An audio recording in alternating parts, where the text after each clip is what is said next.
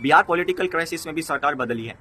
अब वो सरकार क्यों बदली है, क्या कारण, उसके पीछे अलग अलग पार्टी कई कारण बता रही है, चाहे वो बीजेपी हो, चाहे वो नीतीश कुमार हो, चाहे वो कोई भी पार्टी हो, अलग अलग एक अपने कारण बता रही है कि हमने ये बीजेपी के साथ इसलिए छोड़ा, इसलिए छोड़ा, इसलिए छोड़ा, इसलिए छोड़ा, ये एक अलग ही मुद्दा है। लेकिन अगर मैं पिछले 5 साल की 8 साल की बात करूँ नीतीश कुमार की, तो 2015 में नीतीश कुमार विधानसभा चुनाव का लड़े थे। बीजेपी के साथ नहीं लड़े थे, लेकिन किसी और पार्टी के साथ लड़े थे। 17 में वो बीजेपी में शामिल आ गए थे, जैसे अब उन्होंने 22 का साथ छोड़ा। अब मुझे बात ये नहीं समझ आ रही कि हो क्या रहा है कि 2.5 साल आप किसी और पार्टी में हो, 2.5 साल आप किसी और पार्टी में हो, फिर चुनाव आते हो, फिर 2.5 साल आप किसी और पार्टी में हो, फिर आप किसी और पार्टी में आ गए। अब 2025 में चुनाव में अब फिर आप किसी और पार्टी में आ जाओगे, फिर आप किसी और पार्टी में आ जाओगे।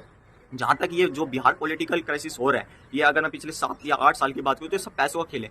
कहते हैं ना कि जहाँ पे पैसा ज्यादा पॉलिटिकल्स में वही नेता जाते हैं, जैसे महाराष्ट्र में हुआ था। महाराष्ट्र में भी सभी को पता है कि शिवसेना के साथ क्यों छोड़ा गया, क्योंकि सब पैसों का खेल है।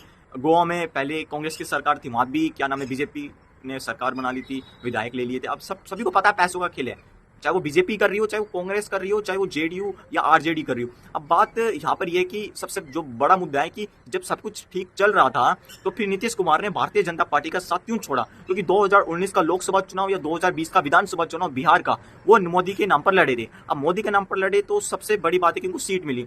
लेकिन बिहार में एक दिक्कत यहाँ है, क्या मैं आप सभी को बताता हूँ। बिहार में दिक्कत यह है कि वहां पे किसी भी पार्टी को 122 सीटें नहीं आई, मतलब वहां पर कम से कम आपको 125 सीटें लेगी, बहुमत के लिए 122 है, 123 है। लेकिन सभी को, चाहे वो बीजेपी हो, चाहे वो कांग्रेस हो, चाहे वो आरजेडी हो, चाहे कोई भी पार्टी हो, मैं नाम नहीं ले रहा, सभी पार्टी आपको पता बिहार में कौन कौन सी, लेकिन सभी को 60-70 मिली है। अगर मैं बात करूं कांग्रेस की तो उनको 40 से 50 मिली है, बीजेपी को 60 से 70 मिली है, आरजेडी को 70 से 75 या 80 सीटें मिली, तो किसी को कोई प्रचंड बहुमत सीट नहीं मिली। इसलिए वहां पर भी क्राइसिस चलता रहेगा। बिहार में ये क्राइसिस जब खत्म होगा, वहां पर जब तक वहां पर किसी भी पार्टी को बहुमत से ज्यादा सीटें नहीं मिल जाए, चाहे वो 125 हो, चाहे वो 130 हो। अब बिहार के नीतीश कुमार ने बीजेपी के साथ जब सरकार बनाई थी तो वहां पर कुछ 126 या 124 सीटें ही दिख रही थी। लेकिन अब जब बीजेपी का साथ छोड़कर किसी और पार्टी में गए हैं, वहां पर महागठबंधन के साथ सरकार बना रहे नीतीश कुमार, तो वहां पे 160 सीटें।